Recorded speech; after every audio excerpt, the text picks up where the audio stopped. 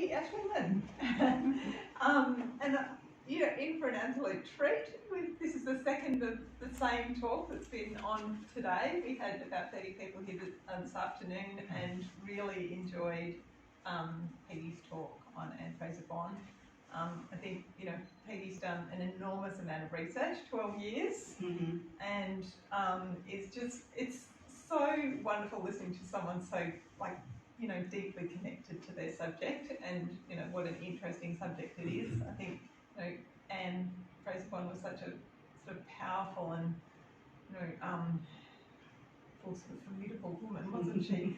And, and in learning about her, we learned about the Aboriginal, a little bit more about the Aboriginal experience at that time. So, yeah, I'll hand you over to Peggy. Thank you very much, Justine. Thank you very much for coming this chilly autumn Easter evening. Thistle to Wattle, the Anne Fraser Bon story. It's a working title because I've been told that such as time as it gets published, the publishers actually have the final say.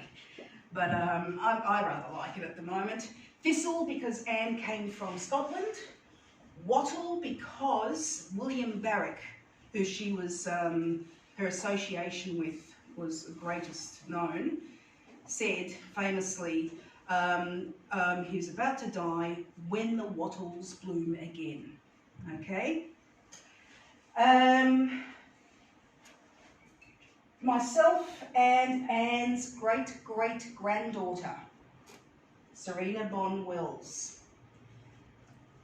It started because after Serena and her mother assisted with the erection of the plaque at Kew Library to Anne, and then Merrin died, Serena realised she was the last of the family who had the oral history, the family stories.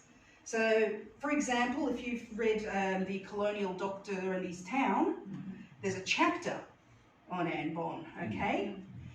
And a lot of the biographies that you have now, you'll look up Wikipedia, well actually, that's based on my stuff, but you look up all these dictionary of biographies and things, they're based on Gillison's work, for the most part. But there was so much more than that, and suddenly you have this woman who's a person, not just a philanthropist, not just an advocate. And it really gave her dimension, absolute dimension. For example, she was a real bitch. She disowned one of her sons for marrying a Lutheran barmaid. All right? Now, this is the kind of woman she was. She was very black and white in how she views justice and injustice. But inside, she was a very shy person who, I think, and the way I have written her is, viewed the world sometimes as not quite understanding what her place was it, but she knew exactly what she should do in it. So, a lot of people say, oh, she was a modern woman in Victorian times. No, she was very much a Victorian woman, okay? There's no modern woman about her, and she definitely held Victorian values and such, and what we nowadays call the Presbyterian work ethic and that kind of thing. But no, she was certainly a multi-dimensional character. So Serena wanted her story to be told and was looking for a writer. Couldn't find one, and then she was telling that to her gardener, who just happens to be my oldest friend. So he brought us together. I heard about the story and I thought, this has to be told. This has to be told now, and I want to be the person to tell it. That was 12 years ago. This has been a passion of mine ever since. And considering I'm a person who usually changes jobs every 4 years, that's saying something. All right. So first of all, I acknowledge the traditional owners of the lands on which I have worked. Here it's the Tangerang. I've also worked with the Wairarung and with the Kulin Nation, who have all given me lots of information and have been integral to the research. And I pay my respects to the elders past and present. All right, story starts. William Barak is starting to be well known. There is the William Barak Bridge across the Yarra River heading towards the MCG. If you go to Hillsville Sanctuary, there's the William Barak statue, there's other things. But now, if you go to the Shrine of Remembrance, take a pair of binoculars, look down Swanson Street, you'll see the Grocon building. They have used what they call negative imaging on their balconies to create the face of William Barak looking across the lands of Melbourne, which was his land. He was the last traditional ngurungaeta, or clan chief, of the Wairarung, and ultimately pretty much the whole Kulin Nation were respecting him. He was an artist, a songmaker, an activist, a diplomat. He's one of those people who, you know, if you had 10 famous people at a dinner party, he would be one of mine. He is a true hero of mine for who he was and what he achieved in his time. And he became extremely friendly with a woman who was almost his total opposite, Fraser Bon, pioneering philanthropist or philanthropic pioneer. I've never quite worked out which one it would be. Advocate. Their friendship developed at Wattle Station, which is now called Lake Eildon. And when both their eldest children died around the same time, their babies, and they bonded over that. In fact, he invited Anne to the smoking ceremony of his baby. She politely refused. I think she didn't understand what it was that he was inviting her to. But he honoured her already at that point. That was their relationship. Anne came from Dunning, Perthshire. My obsession with research meant that I spent one night in Scotland just so I could visit Dunning, the little village. So this is Scotland, don't worry about England, this is Scotland.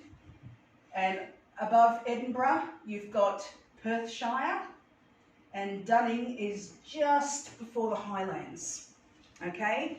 Brilliant sheep country. After her husband died, Anne's mother bought this cottage, or house, whatever you call it. That's the stables on the side and around, and the adjoining inn. So she didn't have far to go for a little top-up. They were Presbyterian, they weren't Methodist.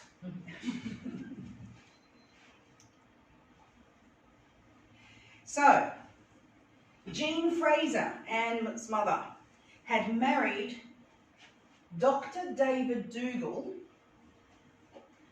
after her fiancé had become bankrupt and had moved to Australia.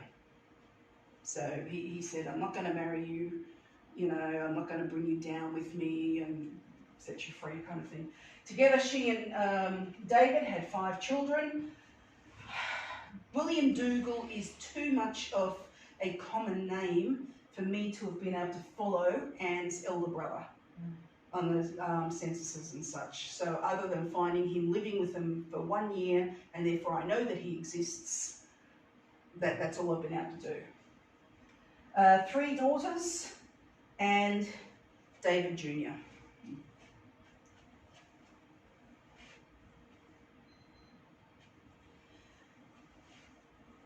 This was Jean's fiance, John Bon.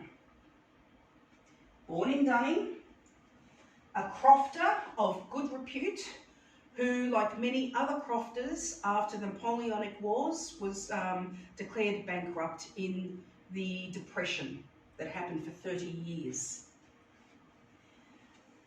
He had to sell up everything, walked into a pub at Perth and met up with a lawyer whose name was Hunter, who, with many other people in Scotland, had created the Scottish Consortium.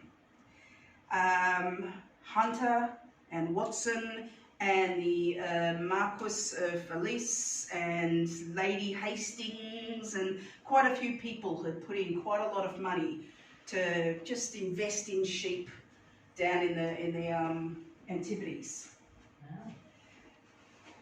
Hunter knew that John Bon was a good man, a trustworthy man, good with money, good with sheep.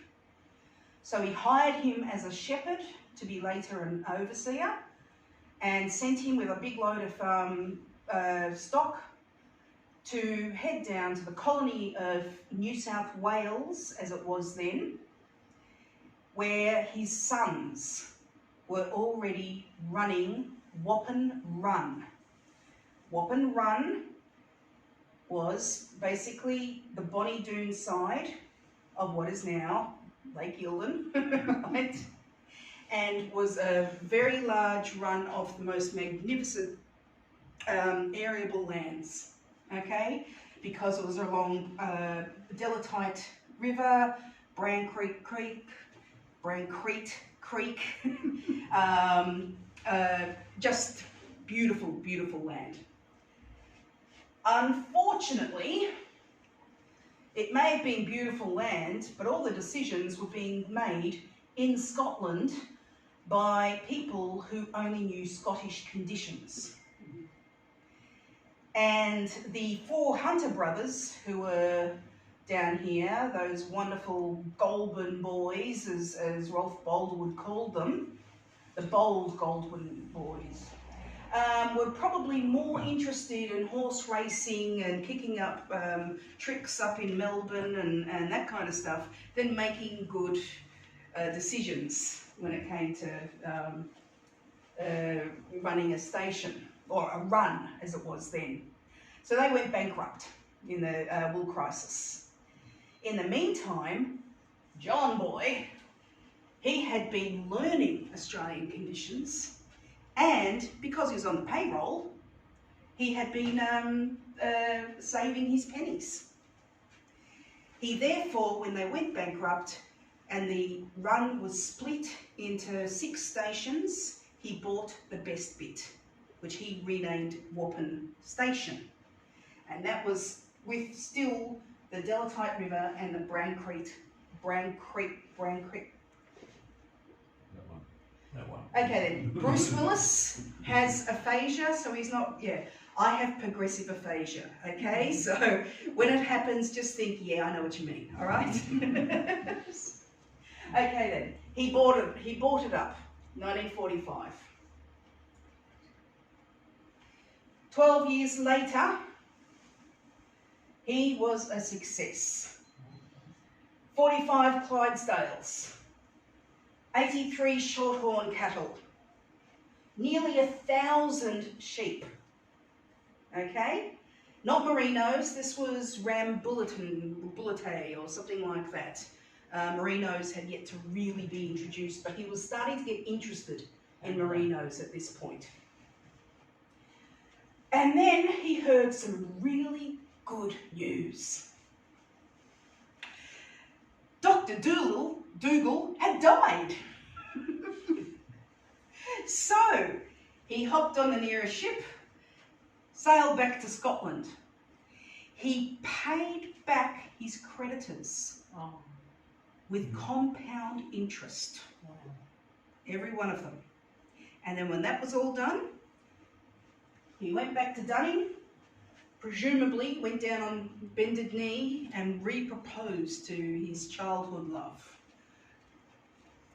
I have this new land in this brave new world. You know, I'm successful. I have, you know, these 10,000 sheep and da da da da da da. Please marry me, come down. To which he said no. She didn't need sheep.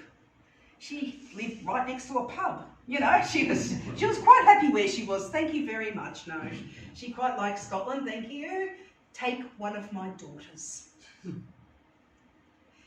Marriages of convenience were not that unknown in those days, okay? And it seemed to make sense. Well,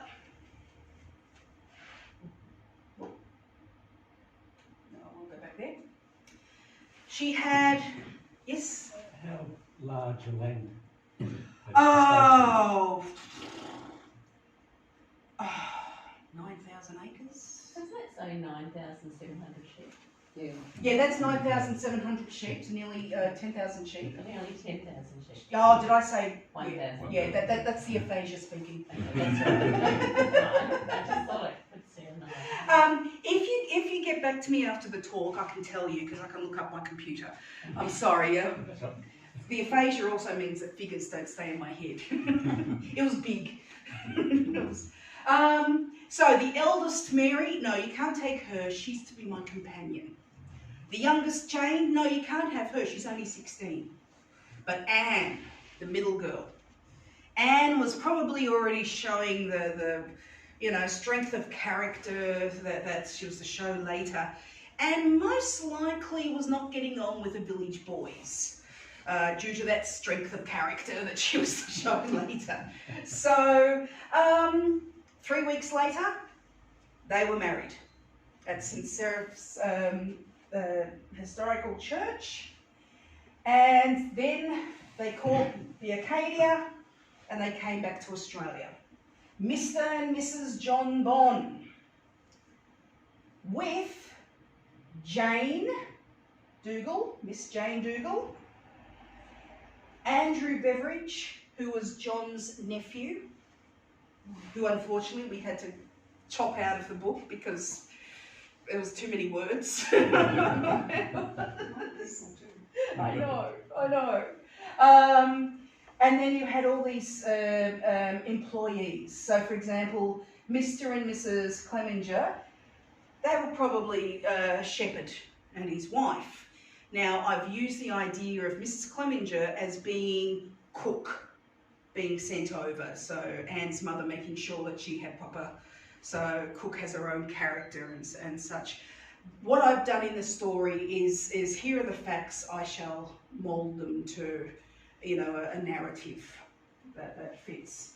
A couple of maids, young maids, and they even say, here's a valet and here's and the Clemengers had a son as well, and That's their ages, is it? yes, 48, yes. 21. So if they're married, if they're single, and then male and female, okay, and all British subjects, and another Thingo states that who's in first class and all the rest are down with the sheep, basically. Now on this trip, yes, Jane and Andrew developed a understanding according to family law. Unfortunately, Andrew died after only 3 years at Wappin. Unfortunately, this Scottish boy did not know how to swim in Australian rivers. And I've got the coroner's report and consequently John's signature on it all. So I've used that plus a few other things to make Jane a bit of a wet rag, Okay, you know, oh, woe is me, everything's always against me, I'm never going to marry because the love of my life drowned, kind of, except we had to cut that back out. But partly the reason why I did that is because in Joan Gillison's book, it's mentioned how the community considered her almost a slave to her more domineering sister. And so I needed a narrative about how this happened, how she went from a loving younger sister to somebody who's basically overridden by her and such. So, here was Wappen. This is what Anne did not come back to, because John hadn't built it yet. No, he had a bark shack. That would have been just delightful for his old fiancée, you know. Here's this beautiful home, and now we'll get you a small bark shack, and all of us are going to be living in it. Great. No, I found the advertisement when he was asking for builders to put in tenders to build this, and then James Tian Senior had written for Love of Country a description of the old homestead, and it's how thick the walls were, and how, you know, how this and how high the ceilings were, and how the fact that the kitchens are at the back, which is what happened in those days, because if there was a fire in the kitchen, it didn't catch the old house. This, by the way, I taught in the Republic of Georgia for a while, and they still have their summer house away from their winter house in the countryside, so that the kitchen and such won't burn down the main abode. The Tians at the moment have this beautiful lithograph, which is from the State Library of Victoria, and one of James's aunts did a beautiful pastel wash with it, which really brings out the willows that were surrounding the lagoon in front of the house, because it was right on Grand Creek. This is Chinaman's Hill, still called Chinaman's Hill. It's got a fun little anecdote why it's called that. Turns out one of the Chinese gardeners, market gardeners, knocked up one of the Aboriginal maids, and while making sure that they got married, and didn't consider that a punishment, he needed to find out, yes. So he was ordered, you will plant a tree at the top of that hill, and every day you shall carry 2 buckets of water all the way up. Now, the tree's no longer there, but that was his punishment for quite some time. So, this was the run, Wappen Run, and then when it was broken up, these were the stations that made out of it. So this was the bit that John took on, Wappen Station, and that red blob is where the actual original homestead was. Mansfield is at this intersection here. Main Dample is here near the Paps. No Bonnie Doon. Bonnie Doon did not exist then. It wasn't even Doon, the precursor. It wasn't until the gold was found that eventually there was a few tents and shacks and such, which were then built upon. So it's, you know, for them to get supplies, it took a while to get into Mansfield. What's the distance on that? Oh, sorry, 3 miles or 5 kilometres. Okay.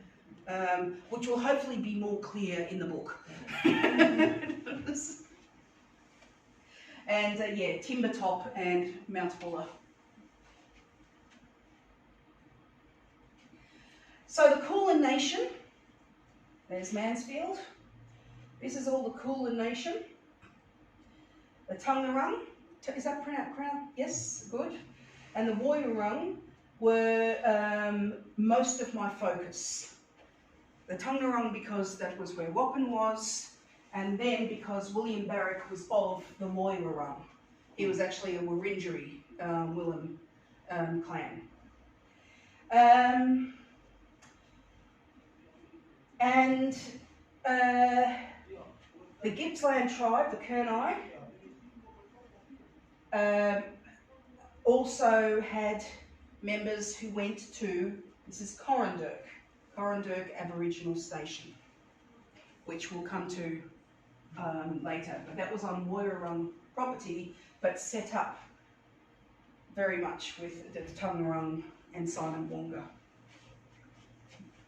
who was William's cousin. Thomas Mansfield, Barak. While his mother was Taungurung, his father was not. His father was from the Benalla region,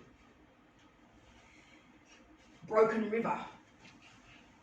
However, his father was one of the co-instigators that eventuated into the Faithful Massacre, if you've ever heard of that.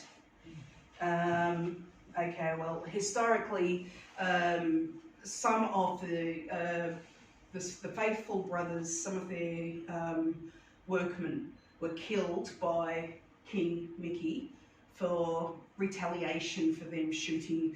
You know, it was just one of those ongoing things. In the end, the Faithful brothers basically caused a pretty horrific massacre. So King Mickey brought remnants of his people down, and they stayed with the, and I'm going to be bad at pronouncing this, William Barak clan that were on Wappin Forest. John Bon was an incredibly admirable man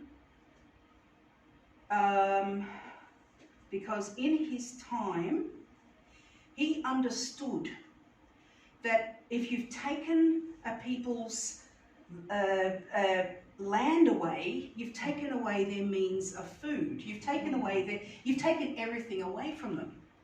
So he had an arrangement with, he said, please don't kill my stock, but when I kill a bullock for the household, I'll kill one for your clan as well.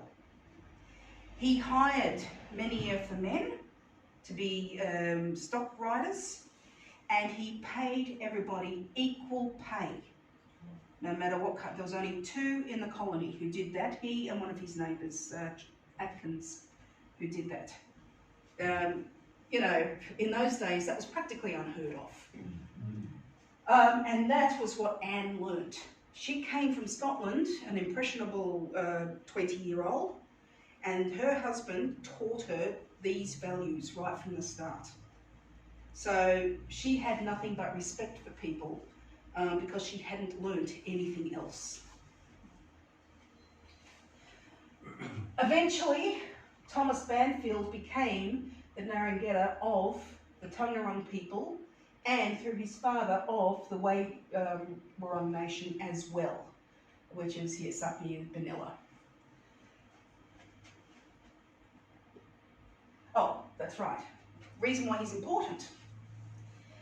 So when Anne came to Wappin, and John's showing her around, and she meets the clan, and the chiefess, as she calls Lucy Neal, she was later to say that the chiefess liked her so much, she gave me her pickaninny to take care of. Okay?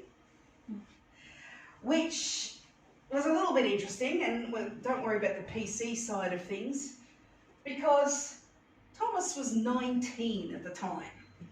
Okay? It was, so he certainly would have made it was probably a stockman being hired, but with Anne taking care of his education and that kind of thing, because he became literate. He was certainly very fluent in English, and he was later to address many of the petitions and such that was required, and became quite a thorn in the authorities' side. partly because Anne had taught him he was as good as anybody. And that proved to be an issue. He was also called Punch. And they said he was lazy because of his girth. He must eat a lot and not work a lot. Anne managed to produce shearing records that showed that he was a harder worker than anybody else, and this was verified from other people. And it was later on, it was found out he had what was probably hypothyroidism. So nothing to do with work and everything to do with a disease that affects people like myself. And then Barak. Born at Brushy Creek, which is up near what is now Hillsville. His father was not a clan chief, he was a speaker for his ngurungaeta, which meant he was had enough respect and influence that he was trusted with his chief's words, who he could then go to other tribes and such, and pass on instructions and pass on information. You know, a second in command kind of thing with for information. Barak's first wife, Lizzie. This is where I really have to thank the Gippsland elders, the Kurnai elders, because they've given me some new information, which I have added. Lizzie was thought to have come from Gippsland because they did a sister exchange at Port Albert. Sister exchange basically meant as a sort of you marry my sister and I'll marry your sister, you know, that kind of situation, and therefore we'll have a tighter bond and good for diplomacy, because the Kurnai and the Kulin were actually traditional enemies. However, they all realised they were dying out. If not from massacres, then from disease, from alcohol, and from despondency. All right, it was actually stated to one of the protector of Aborigines, why should we have any children to bring into this world? Okay? Anyway, so there was the sister exchange at Port Albert. But Lizzie didn't come from Gippsland. What had happened was the Umming Nation, have you heard of the whaling Aboriginal tribes of Eden, who would use the orcas, okay, to help them whale. And then they would feed the tongue of the whale to the orcas, and this amazing relationship. Unfortunately, when the European whalers came, there went the whales. So they needed to do something else. So the whalers moved down and came to Port Albert, and a number of their tribe came with them, including Lizzie and her brother Andrew Pondiweri. So Lizzie was actually of the New South Wales Umming Nation, not of the Gippsland Nation. At this point, the Tangarung and the Woiwurrung decided, rather than relying upon government handouts and depots and reserves, we need our own station. We want to become self-sufficient. So delegations to government officials, and they finally managed to create the Aahing station, their own station. Now, this is how close it was, except over the range. There's Wappin. John Bon also owned here, and his brothers owned Gobar and Miller's Pond. They had come over after him as well. Just over the range, and you've got Aahing.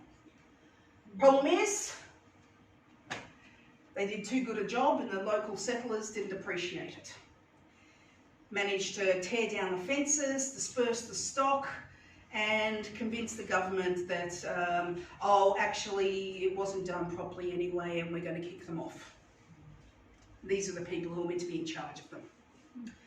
So let's put them somewhere else. Oh, let's put them onto this station here that nobody actually wants because it's crap land.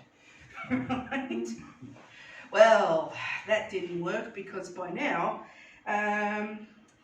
no, that's not what we want. We thought we had something going. We want our own land. This is not our choice.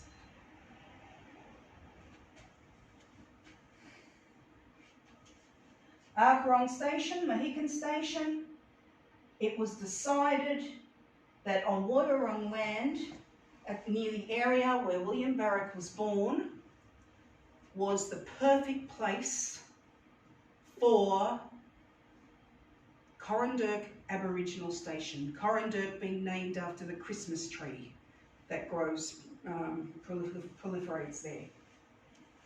And they therefore decided, whether the government wants it or not, we're going to walk, move across there, move across the ridge, and we're going to settle and squat and then we'll put in our application and be accepted. The Black Spur was their track, called such because some bullockis came across them as though about a couple of dozen were walking across the ridges. So next time you go along the Black Spur, that's the history of its name. Okay? It would have been a terrible trip, it really would have. They get to Corandurk Aboriginal Station, they set themselves up and they write a letter to the Queen begging for their own little bit of land, and coincidentally, probably, it's allocated to them. So from then on, the Queen gave us this land. Okay, and that was used in every petition since. The Queen gave us this. And they made a real go of it. Corandurk Aboriginal Station had as its immediate, we want to be self-sufficient. We're going to need initial government support, but we are going to do as much as we can. And before long, they had all these rows of slab huts. They had the schoolroom, which was also a church, and the John Green, the lay preacher, he wasn't the superintendent of Corandurk, but he was the guardian for Aborigines, and he lived there. He was a remarkable man in himself. He didn't try and impose Western ideals onto the people. He understood, you sit around, you discuss, you go to and from, and when you reach a consensus, everybody is agreed. Okay? There wasn't this authority across there. He didn't need to lock the storeroom until some rogue people were sent there from another part of the country who, didn't have that relationship with him and such. By then, Lizzie had died. It happens. It's not recorded what she died of. And Barak married Annie. Annie is a bit of a discrepancy in that she was not of the Kulin Nation either. She was near Kulin Nation. She probably could understand the language, but she was from the Upper Murray, the Lower Murray, towards South Australia. All right. And this went against the whole, Bernadette, Moiety? Yes. That is, what is are you a eagle hawk, the bunjil, or are you Wa, the crow? Okay? If you are Wa, you can only marry a bunjil. And so on. So the whole Kulin Nation had this concept, and it prevented incest, it created diplomatic ties, You know, you might have to, you know, your to-be spouse would be 100 kilometres away, perhaps, or something like that. But it was all very integral. It was exceptionally complex matter, which, of course, the Europeans at the time could not understand. They just didn't have a concept for what was going on and why this marriage happened but that one didn't, and why just saying, hey, you're married in a church before God, what do you mean you won't allow it? You know, it's... Annie was not part of this, so I believe she was once again, it was possibly a blind date kind of happening, where once again, let's try and build up these bonds, the strengthening of words that failed me. You know what I mean. Anyway, by all accounts, Annie was a very strong, determined woman, a proper helpmate kind of thing for this leader of his men, of his people, not of his men. By now, Anne and John had 5 children. Mary Jane, who died the first with William Barak's child. John Jr., young Davy, who was a bit of a scallywag. Minnie, and Billy.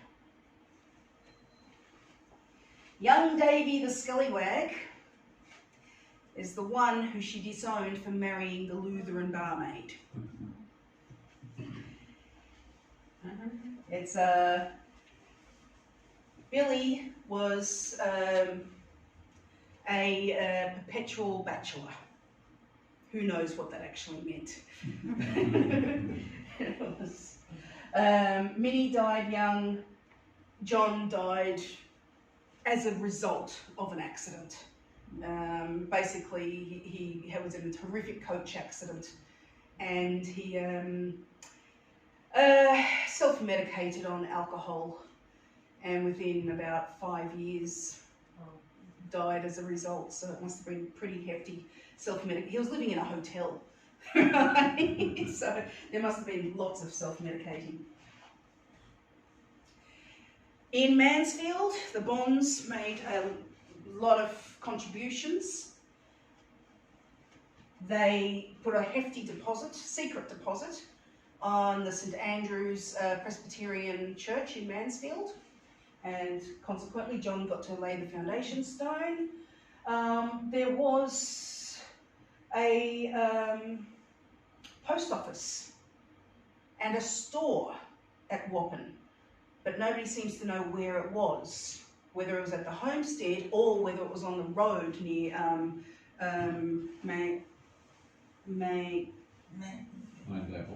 Thank you, Mandample.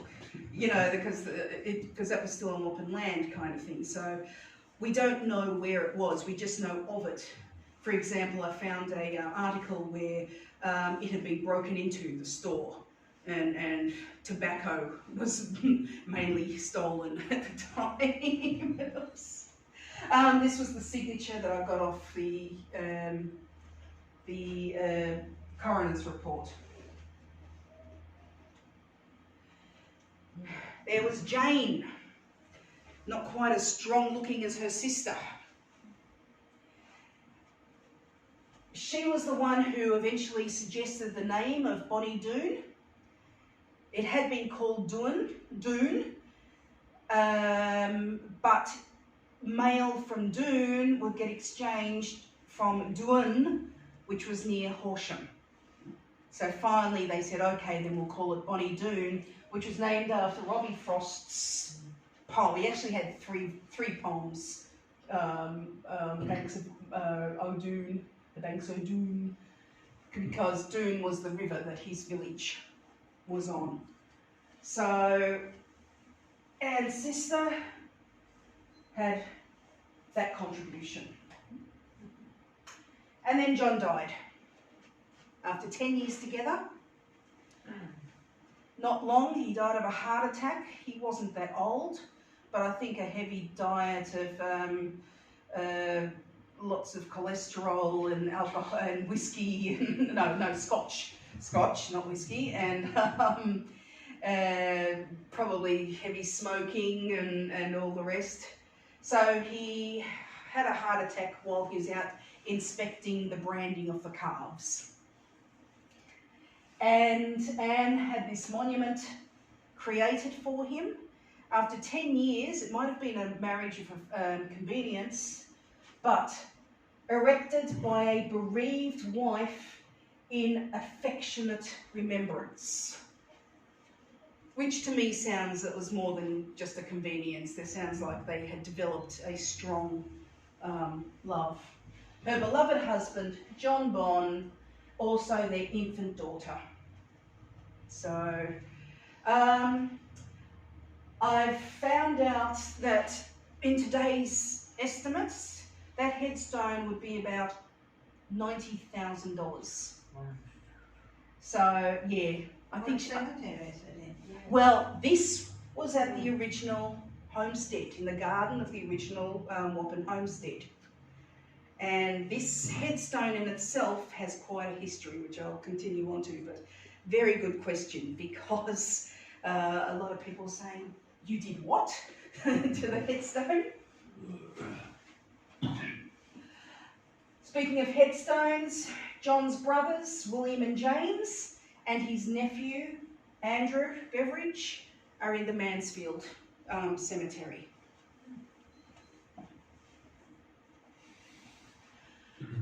Come her son's education, once they reached teenage years, even though Anne had very much assisted in Bonnie Doon getting a primary school, that was not good enough for her children.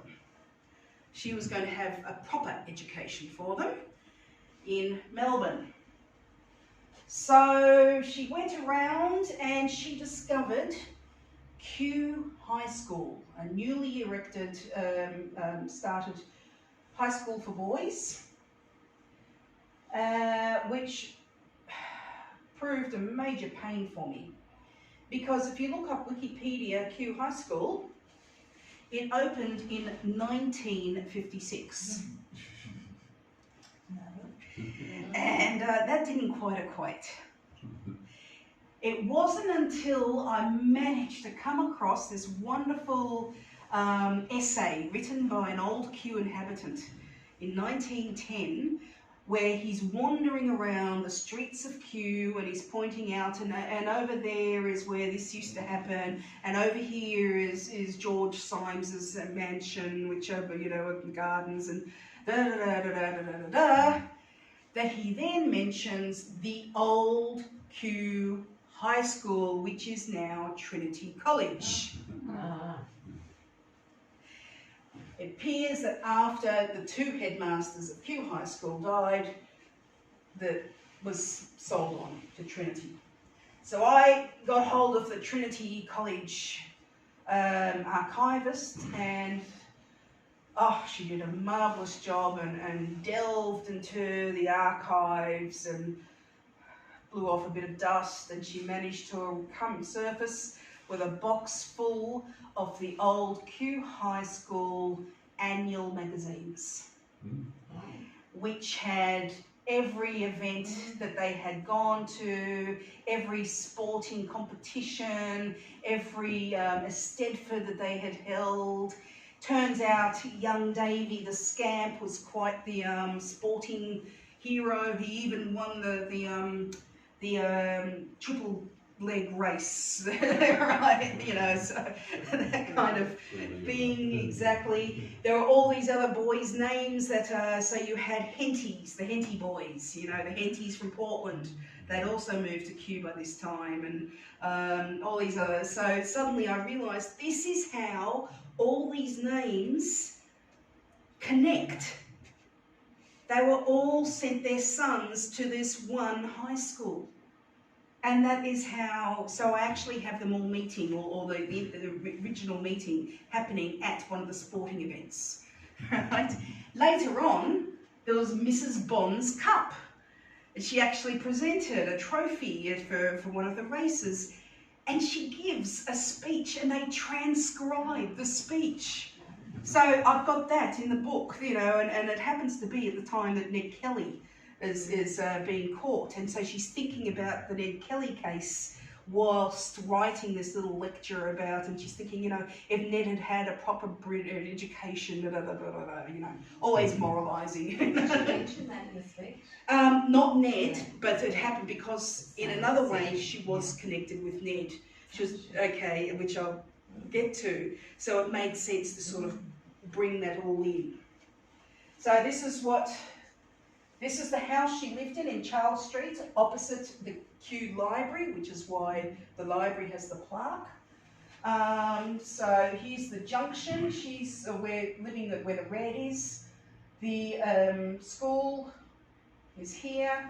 In the centre here, which is now Trinity College, was where the original corroboree area was, which even Trinity College doesn't know, right? And there's Merri Creek. So across here was the original fishing grounds of the Wurundjeri. And when the residents of Corranderk would walk to Melbourne, they needed to stop halfway, and because all this area was now occupied and this was now whatever, they would camp at what we now call Kew Junction, where the yellow is. Okay, and so all this information from this old obscure essay that you come across, and I'm like, yes, it's all right. While she lived in Kew, Anne was very busy. One of the things she did was visit Pentridge prisoners, because she totally believed there was no prisoner's aid in those days. And she had said, what do you do with these prisoners, long-term prisoners, once they get released? If they're not supported or given jobs and such, they're going to have to fall back upon their old ways, and they'll only return to the Bluestone College, as Pentridge was called. So she got permission from the Chief Secretary, that's what premiers were called in those days. And one of her first prisoners that she met with was Harry Power. Ned Kelly had been basically his apprentice. Okay? Harry Power was the last of the gentleman bushrangers, so he didn't shoot at women. Right? It's fairly ironic that after the death of Sergeant Kennedy, Harry Power was asked to dog on Ned Kelly. He was told, nobody knows the hills as well as you do, so if you can give the troopers any help. Anne knew Constable Kennedy when he was based in Bonnie Doon. And from Wappen, they actually collected from the community £56, 16 shillings and sixpence as an indicator of their esteem for when he was moving to Mansfield. Now, that was a lot of money in those days, so he must have been highly thought of. So it was later on that Power said that he was asked to dog on Ned Kelly, but he refused, even though he was told his sentence would be reduced. So once again, I tweak with truth a little bit, take a fact, add some salt, and I have it that it's Anne who makes the suggestion to him. And but otherwise, quite a nice man. She kept up with her advocacy. Anytime she needed, she came across somebody who was needing new clothes from Corranderk. You know, she'd come across in winter and they'd be wearing the flimsiest of dresses or shoes with holes in them, or in need of a blanket or something. And rather than apply to the Board for the Protection of Aborigines, very ironic title, she would go and buy that blanket and then send them an invoice. And they used to get a tad miffed about that. Didn't stop her, right? So she was doing that quite often. But then it went too far. Barak's son, David, who was to be the hope of the nation, as in Kulin Nation. He'd been trained to be the next ngurungaeta.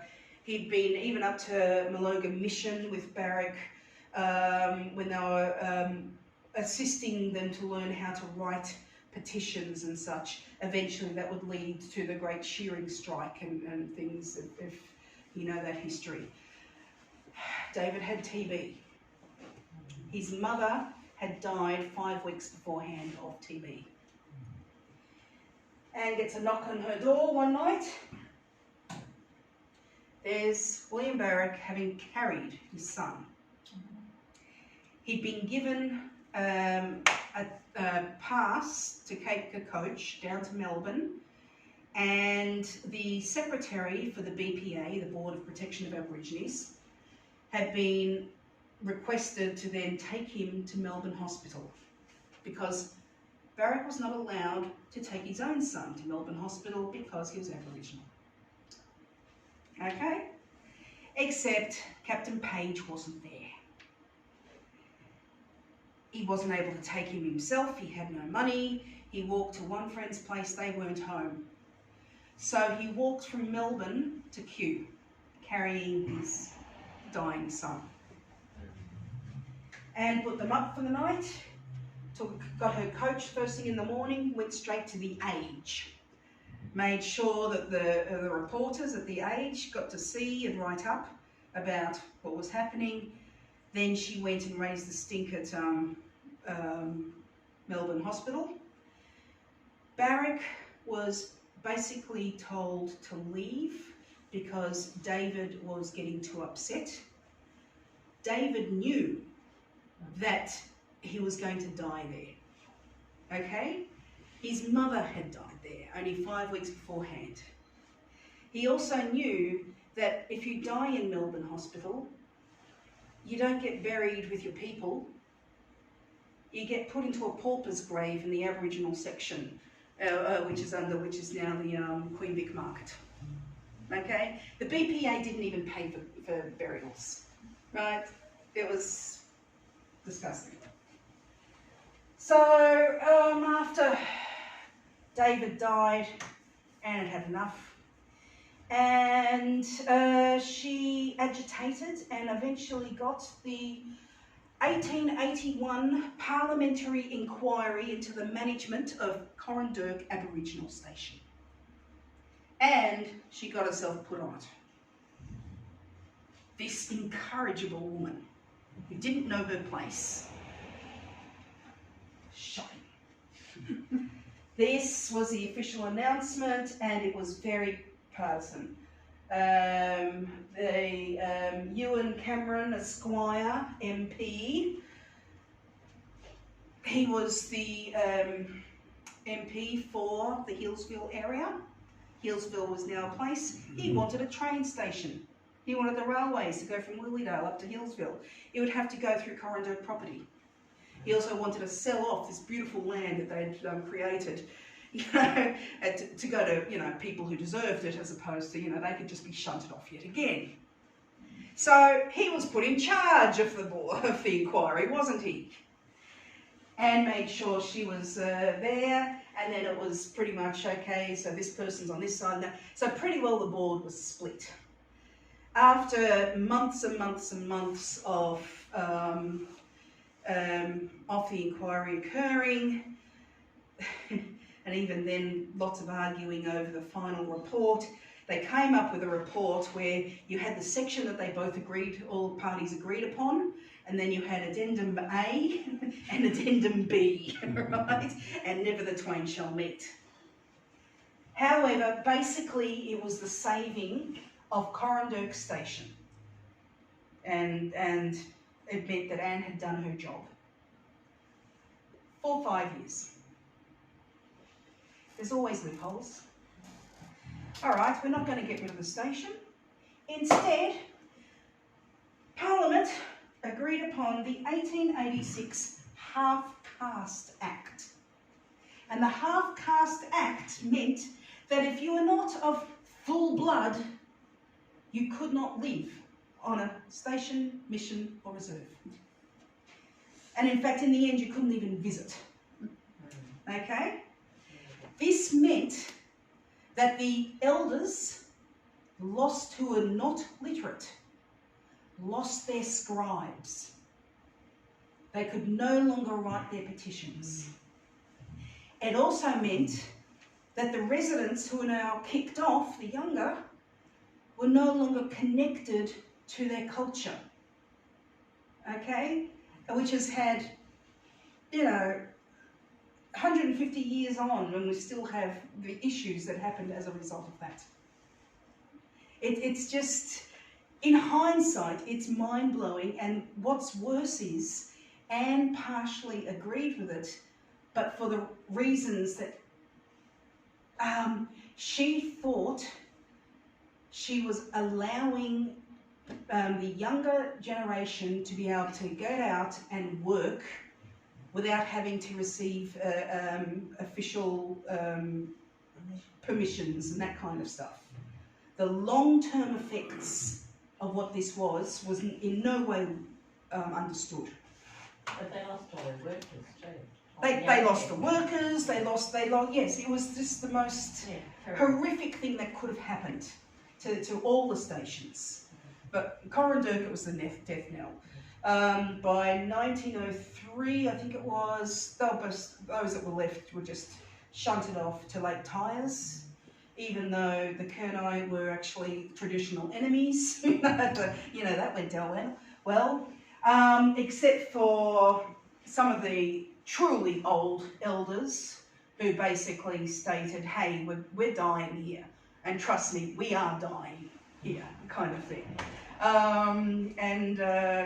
They hung on for a few more years.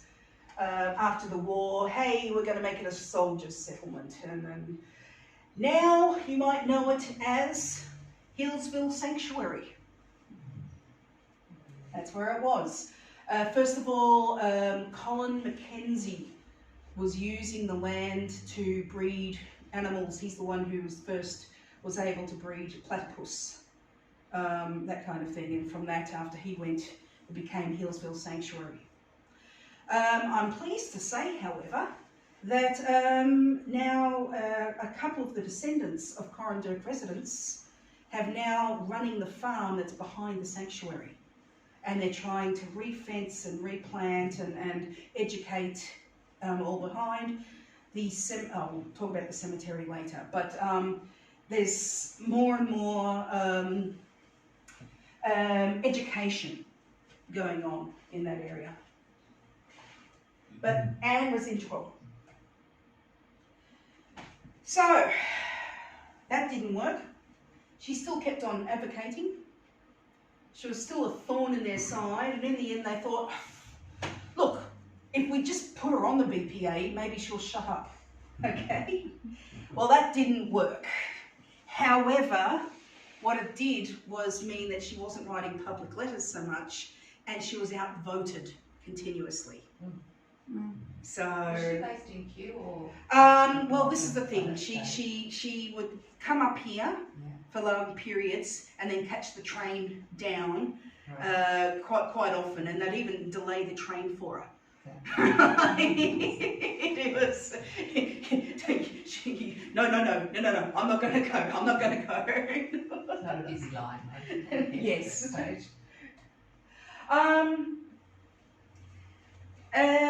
I discovered through Minnie's death card that they had lived in East Melbourne. That's not on any other document whatsoever.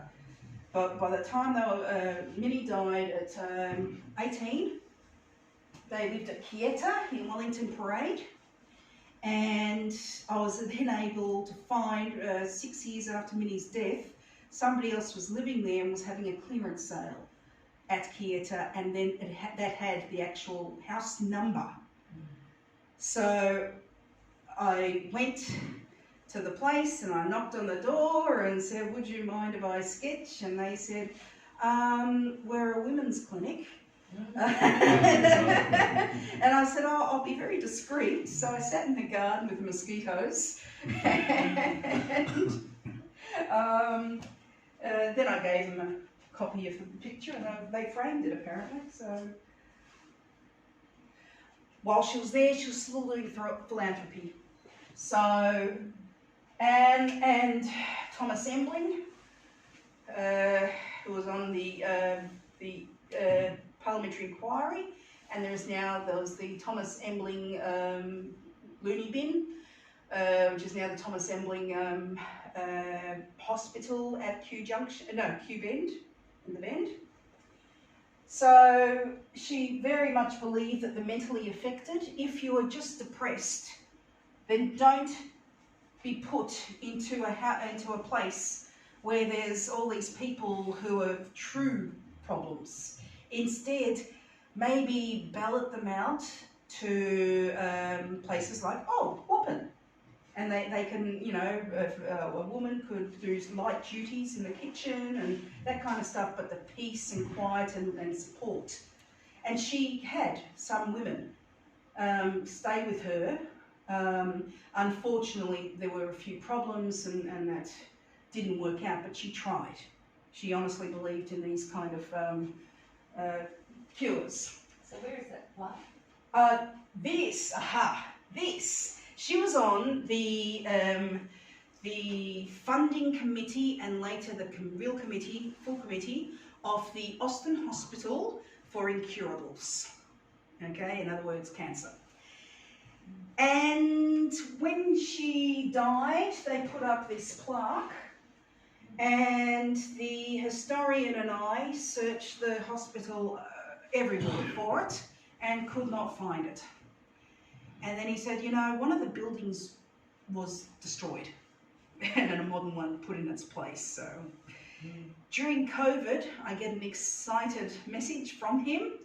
It had nothing to do one weekend, so because he has full permission to go through and all the rest, he searched every obscure corner and room and basement and that kind of stuff. And he found it leaning against the wall with a couple of other things in front of it.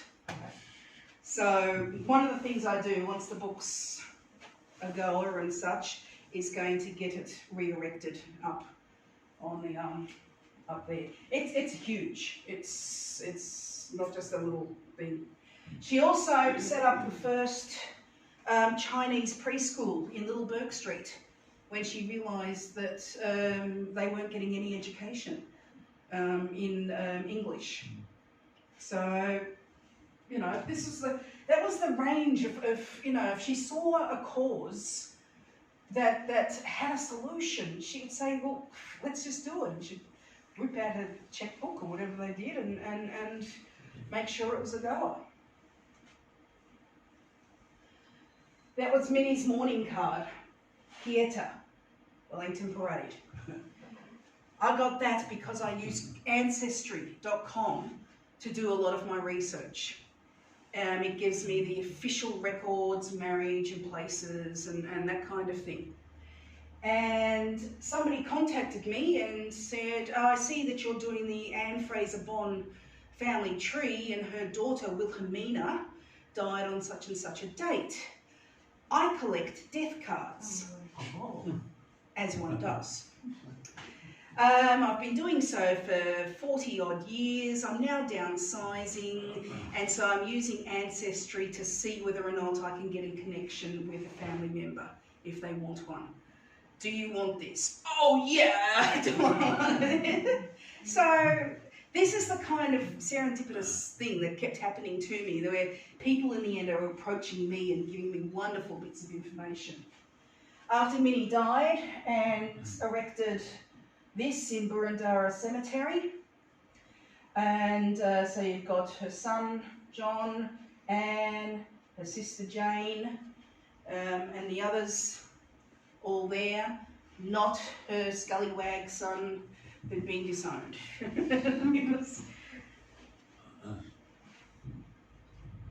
She commissioned a portrait of William Barak, which is now in the State Library of Victoria portrait area.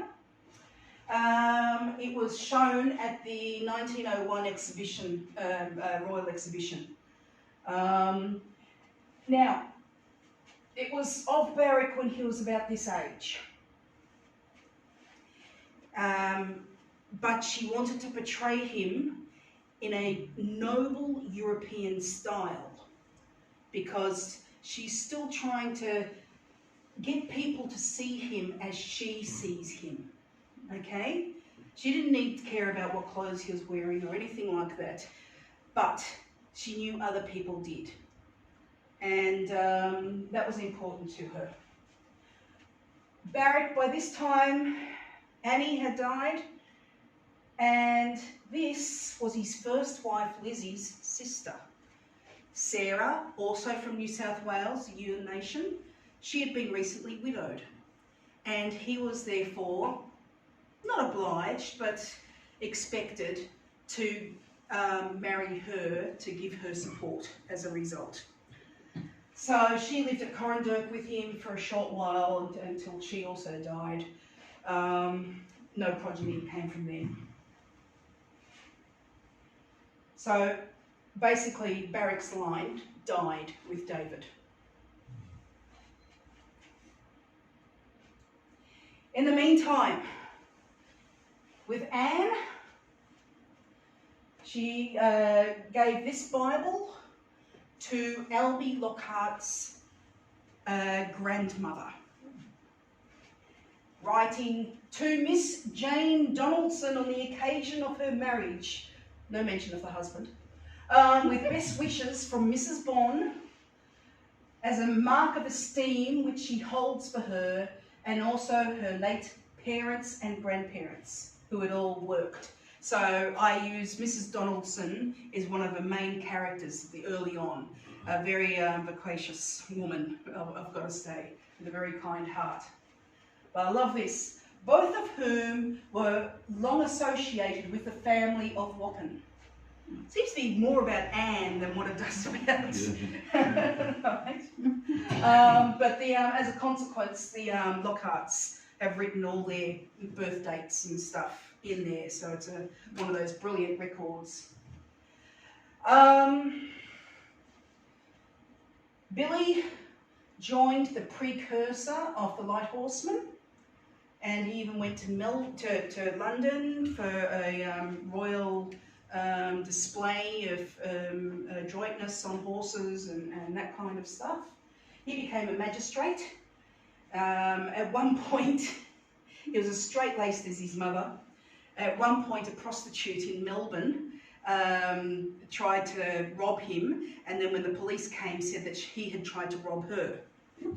And if she stayed quiet, you know, if he gave her, you know, tried to blackmail him, well, there was no way he was ever going to do that. And he went right through the whole court business to prove his name straight. You know, it never occurred to him that anyone would doubt his integrity.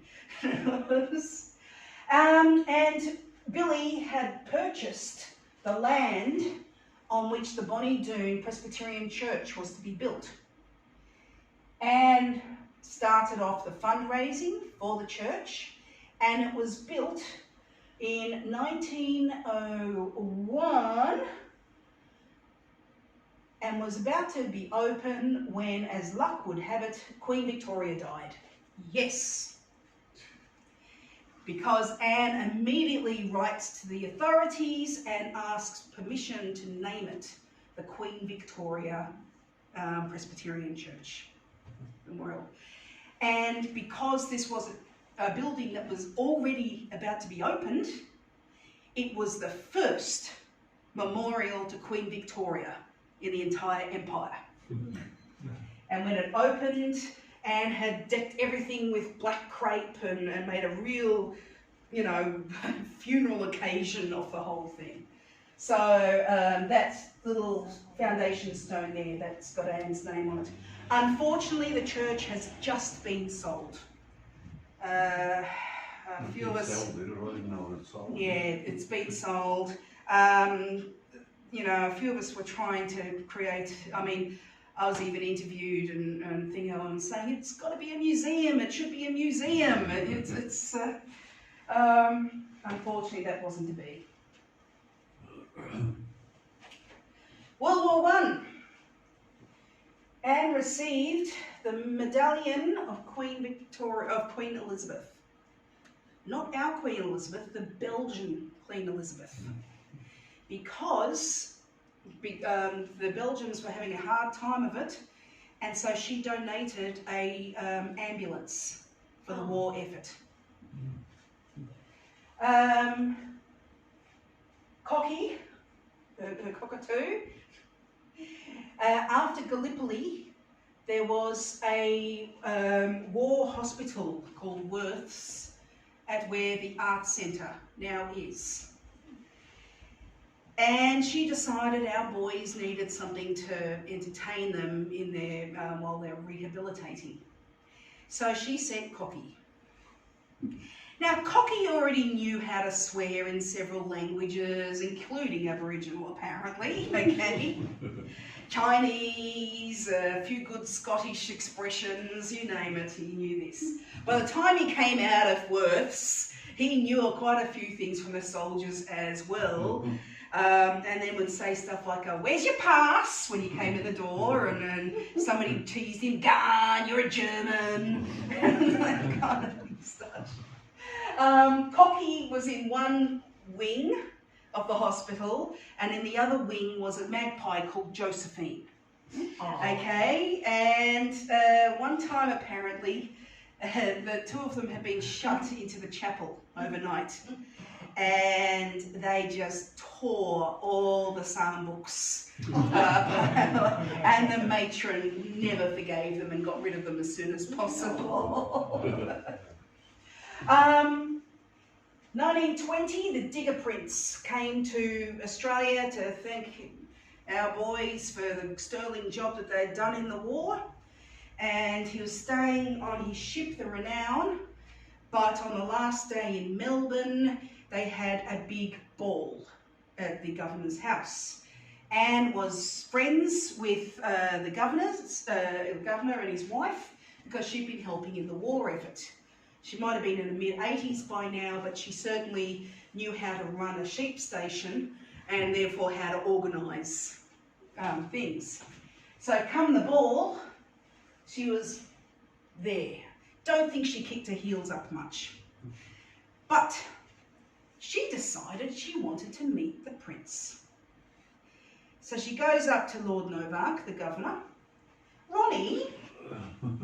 Ronnie, I really think I would like to meet the prince. Well, Annie, there's a big problem. There's a list. And the list is already full. And there's no... I'll see what you can do, please, Ronnie. So poor Ronnie goes running off, and he comes back and he says, look, Anne, there's no room on the list, but some of the gentlemen didn't bring their wives. So you can go on the arms of some... Well! If the prince, a fellow Presbyterian, is not willing to meet up with me, then I don't want to see him. Poor Ronnie goes scuttling off. She was the last to see him before he left Melbourne. 4 o'clock in the morning. Really? She's in mid-80s. She's been to a ball. She's just been sitting there until the last of everybody else goes. And he shakes her hand and thanks her for a war effort and disappears, probably never to remember her again. But she got to meet the prince.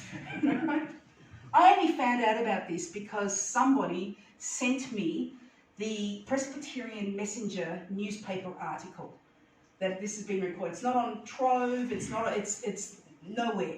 This is the kind of thing that has just fallen into my lap, which has just really given the measure of the woman. So anyway, after the war, Billy tried to get a commemorative cannon for Bonnie Doon. However, a town had to have had a certain number of people have died in the war to be able to get these cannons. And Bonnie Doon didn't have that many who died. So the answer was no, that's all right. Ronnie, would you... Well, I think Ronnie had his own back, because that is the least impressive cannon I have ever seen. A German trench mortar, I don't think is what she had in mind. However, that's what Bonnie Doon got.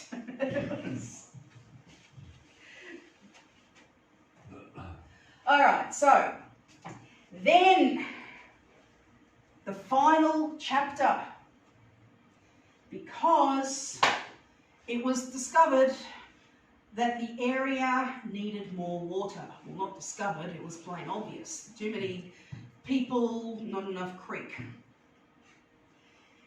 So the Sugarloaf Weir plan was developed, and even though Anne fought it for years, she was one voice in the wilderness. And as you can see, where's my back scratcher? It went straight up the Delatite Creek, splitting a working farm. If you have the best arable land, you've got the part that's going to be flooded. That's just the equation. So, in the end, she gave in. She and Willie were both too old to fight it too much longer. But she once again pulled her strings, and she basically insisted on being paid full price, right, for more than what it was worth. She was already rich. She was now seriously wealthy, okay? And she went off to live in Melbourne afterwards. And then the TN, the Department of Water, realised that they didn't need all the land, so they then sold Watton back to the TNs at a much reduced price. So they lost out a lot. The red is where the original homestead was. The green is where the Tehan's original homestead was, and that was this one, with its gargoyles, Edwardian gargoyles and such. And then they realised they needed more than just like the Sugarloaf Weir, they needed the whole Eildon Dam. So even the Teans were being flooded out, so they moved to now on the other side of the Weir. And basically the whole, this is now Grand Creek Inlet. So Anne decided she was going to live in the northern suite of the Windsor Hotel for the rest of her life. Across Spring Street to Parliament House, so she could tell her pet politicians to come across for high tea, and she would tell them exactly what they're doing wrong. She would, here's another letter that she wrote to the Sarah Lockhart with the Windsor letterheads. The Lockhart's been a wealth of information. And in the meantime, Billy, once the waters were lapping the homestead, he moved to the Menzies Hotel. No longer exists, but in those days it was far more exclusive than the Windsor was.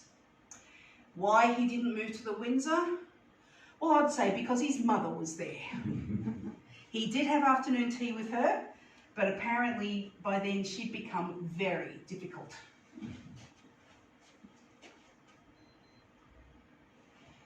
She had one more project. She wanted a memorial to Barak. While she was on the BPA, she advocated for it time and time again and was constantly outvoted. Now what she did, when the waters were rising, she wasn't going to have a $90,000 headstone you know, just go under, be submerged. Her husband and her daughter were reinterred at the family plot at Kew, and she brought the headstone into Melbourne with her. Then she contacted people in the Hillsville area and said, in the Hillsville Guardian, and created a fundraiser. I will supply the headstone, but you have to supply the money to have it redone and to actually have it erected. It didn't take long. Enough people were now really feeling that, hey, we've done wrong. We've done wrong. So she couldn't do, she was now too old, she was in her 90s, mid-90s now, getting quite sick. She couldn't do much, but she employed Sir John McFarlane, who was the Dean of Melbourne University, to organise things, and that's her son, Billy. To the memory of Barak, last chief of the Yarra Yarra tribe, etc., etc., etc. And she insisted that it be in Hillsville's main street. Oh, what about Hillsville Cemetery? No, the main street. Oh, what about, no, the main street. It was put into the main street, just opposite where the Queen's Park is. Unfortunately, by 4 years after she died, enough vandals and detractors caused the council to decide, no, we're going to move it. Apparently it was egged a lot on a regular Friday night occurrence. And they just shoved it to gather dust in a depot. Oh, really? Yep. About 15 years later, the Bohemian Literary Club, the Bread and Cheese Club of Victoria, found out about this and got their hands dirty. They cleaned up Corandurg Station, cemetery, and they managed to re-erect the headstone on top of Barak's grave. Why wasn't that done before? Because none of the old Corandurg residents had been allowed to visit Corandurg Cemetery. And that's why she refused to have it there. If his own people couldn't visit it, then no. But the rules changed after her death. So that was why it finally got put in the right place. All right, so Anne's legacy. Well, this is the descendants. The only grandchildren she had was from the scallywag Davy. Keith moved to America and only had daughters who disowned him. David was more than a scallywag, he was an out-and-out bounder. To the point when his doting wife, Hilda, wouldn't give him a divorce, he'd run off with Ina and not just was bankrupt, they'd done a bit of stuff on the dodge and had run away to New Zealand, where they were then extradited to Australia, and he had in the papers, oh, I don't want my name used because I come from an influential family, and all this kind of thing. Anyway, so when Hilda wouldn't give him a divorce, he shot at her. And because she still adored him, she didn't go to the police, but dug the bullet out of her temple with a bobby pin. Yeah. So Hilda only had daughters, and Merrin is Serena's mother. Okay. On this side, one son, and I think he's had one son. But the whole family is estranged. So, you know, one descendant of of Anne passes on the name. Other parts of her legacy. Mansfield Presbyterian Church. She, when Chalmers Church in Melbourne was sold to the Catholics, the Mother Superioress of St Vincent's and her were good friends through charities, and the Mother Superioress gave her lots of the pulpits and pews and such. So this part was on top of this part, and in the church it very much overrode. It was a bit too high for things, but hey, do you dare tell Anne Fraser Bon that maybe it's a bit out of proportion, okay? Apparently it wasn't until the 60s where they dared lower it to better stage. We've had Heather Matthew did the play, The Widow of Ripon. We've had a major ceramic was commissioned to be for her. This was a plaque at Kew Library. Mansfield, we've got the sundials, and here we actually have a fundraiser because the sundial has been chipped, some of the bronze. So the Historical Society is after fundraising to try and fix it up before it gets worse.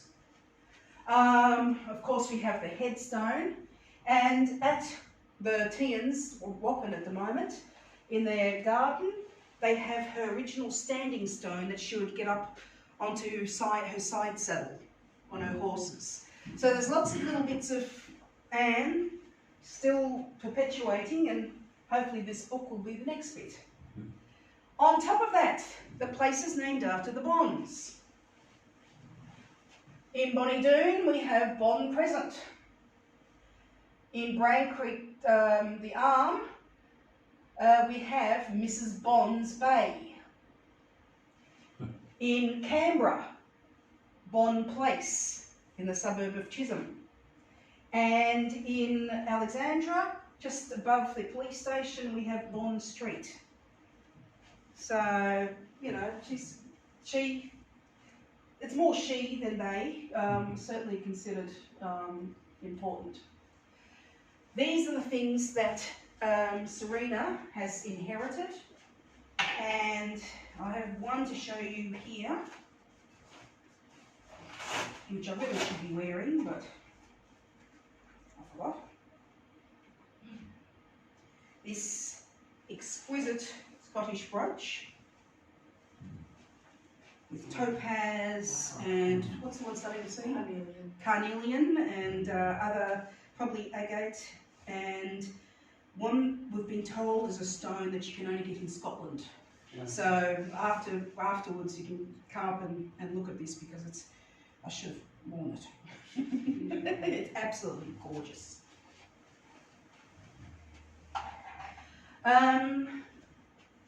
This christening mug for John Jr.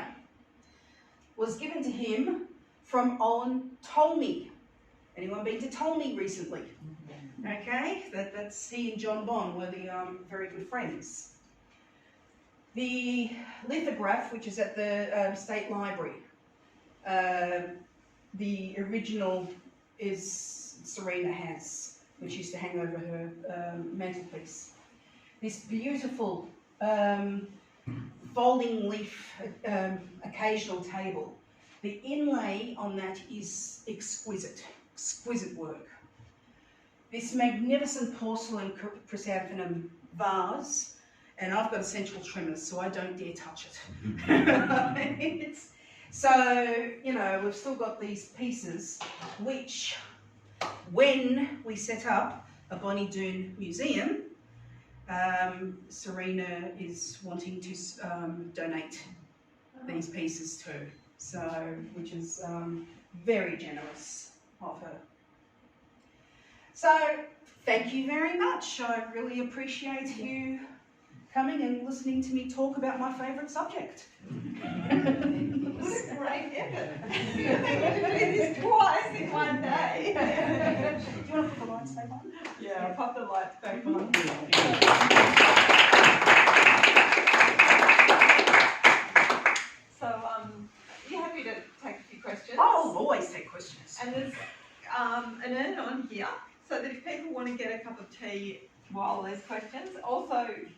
like, so feel free to go at this point if that's what you need to do as well. Just wanted to say thank you for coming, and this is like our first event in Isn't it great? 2 years or so, so you know, it's very nice to have everybody here. So, yeah. Oh, I just want to let everybody know first, this book has yet to be published. This is a pre-publication talk, and part of that is because I do have an editor, a publisher who's interested, and I'm wanting to waive people's names in front of her, under her nose, to let her know, yes, we've actually got sales already. So if you're interested, if you want to give presents to people or anything like that, please write your name down and that'll, yep. Yes, questions? Can I ask, is it like a factional? Oh, Is I that- should have is mentioned that at the beginning. Thank you, sorry. that- Okay, so it's what I've done is taken 12 years of research as the skeleton, and then I have fleshed it in a fictional manner, Yes. especially conversationally written. We call it a narrative biography or biofiction. So I've won a few short story prizes in that area, and the historical ones is where I particularly love, because it involved the research, which I'm anal about. So I've been told by some people who prefer just reading biographies that they were surprised how much it really brought it to life and how readable it was. And I got told by an anthropologist who prefers to work in whatever, that he saw it as a movie. And I'm saying, well, that's how I wrote it. Everything I wrote was scene driven, so exit stage left kind of thing was all in my mind as it happened. So that made me very pleased. So Nicole Kidman as Anne, and Hugh Jackman maybe as John Bond. I want a big part, you know.